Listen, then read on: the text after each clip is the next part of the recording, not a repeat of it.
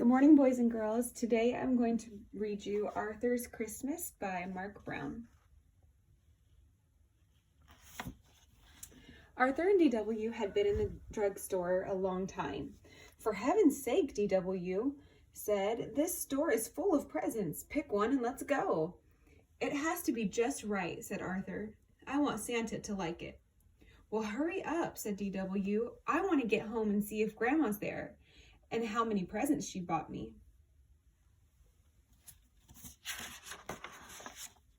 At home, DW added 10 more things she wanted to her Christmas list and copied it over in red pencil.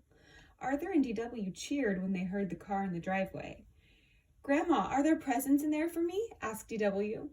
"Grandma, do you think Santa would like new mittens or gloves?" asked Arthur. "Whatever happened to hello, I'm glad to see you?" asked Grandma Thora. After dinner, everyone relaxed. "Look," said DW, "I teached Killer a trick." "Taught," said Grandma. "You taught Killer a trick." But DW didn't hear. She had seen something on television to add to her list. "Arthur, what's the matter?" asked Grandma. "I haven't found the right gift for Santa," said Arthur. "Only 2 shopping days left," reminded DW. The next day, Arthur, DW, and their friends went shopping. Killer went too. Arthur searched the entire store and still couldn't find the perfect gift for Santa. "What's the big problem?" asked DW. "I can see 100 things I want. Let's go tell Santa." "Santa, what would you like for Christmas?" asked Arthur. "Ho, ho, ho," laughed Santa. "You just leave the giving to me." DW had her picture taken patting Santa's tummy. Buster was next. "Santa, be careful coming down the chimney at our house. My parents always forget to put out the fire."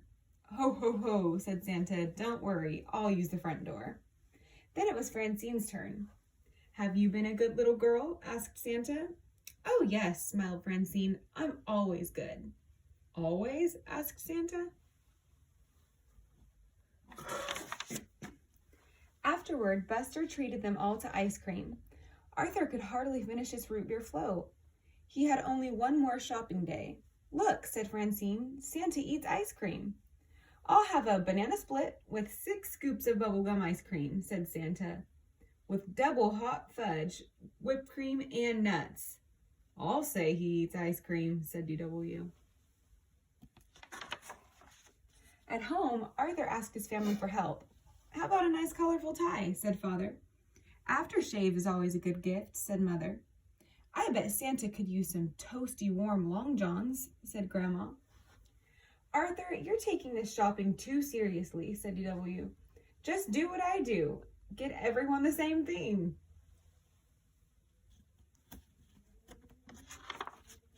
That afternoon, everyone was getting ready to go caroling, but Arthur didn't have time for Christmas carols. Time was running out.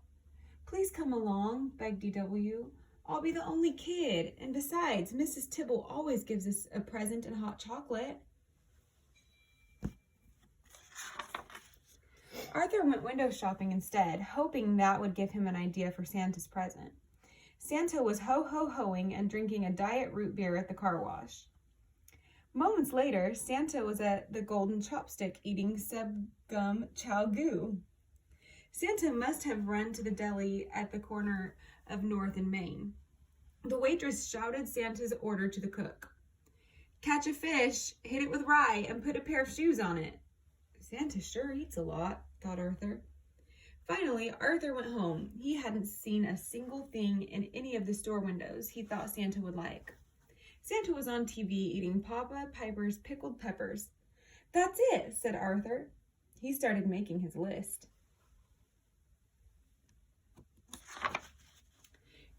Arthur counted his money. "DW," he said in his sweetest voice. "Okay, how much do you need?" asked DW. "But only if you promise to stop being such a grouch."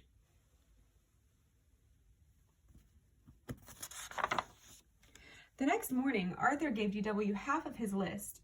He took the other half. DW had to keep Killer out of the kitchen while Arthur made Santa's present. What's all that noise? Asked Father. Arthur is making a mess, reported DW. The kitchen door opened, and Arthur sneezed. Mom, how many cups of pepper and pickled peppers? He asked. Maybe I should help, said Mother. No, please, said Arthur. I want to make Santa's present myself. Just tell me how many sticks of gum is in subgum chow goo. Poor Santa, said DW. Hours later, Arthur whistled while he set the table for Santa. What's that? Asked Father.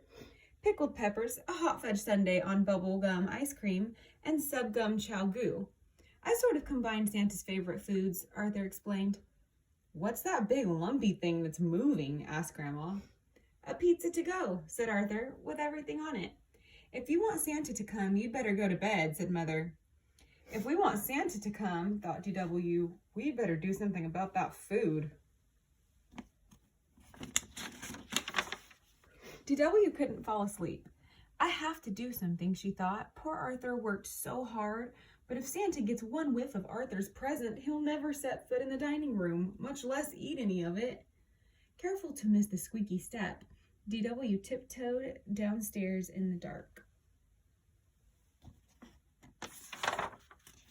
The next morning, Arthur was the first one up. Santa ate it all, he cried, and he left a note. Dear Arthur, you were so nice to take the time to find out my favorite foods and make them. Thank you. You also teached me about the Christmas spirit. Love, Santa. P.S. Aren't you lucky to have such a nice little sister? The end.